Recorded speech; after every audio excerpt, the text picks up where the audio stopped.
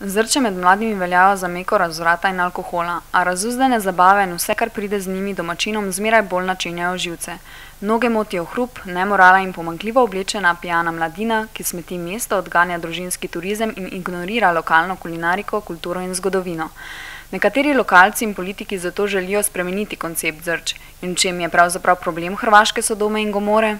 Pa nisu Zrča problematična, problema postoji. Dakle, svuda gdje postoji jedna vrsta velikog interesa gospodarskog, a tu postoji poteškoće. Mi mislimo da o tim poteškoćama treba otvoreno voditi dijalog i da treba pronaći najbolje rješenje. Dakle, sam Zrče kao koncept sigurno nije za Novalju ta vrsta problema koja bi dovela u pitanje njegovu opstojnost. Što su konkretni problemi?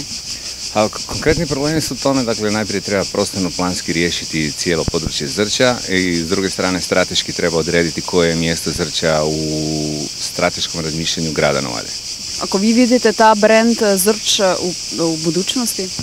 Pa vidim na način da će rasti Zrče, paralelno će rasti i Novalja. Znači, Novalja mora razvijati svoj turistički integritet na način da razvije sve svoje nekakve komparativne prednosti na način da se građani, politika i struka, opet kažem, dakle, dogovore oko toga u kojem pravcu ići. Ja mislim da tu mora biti afirmacija i gastroturizma i kulturnog turizma i doživljajnog turizma i enogastroturizma, na kraju krajeva više agroturizama, više malih hotela, više pansiona, više mini resorta, više bazena, manje vojničkih kreveta za spavanje i tako dalje.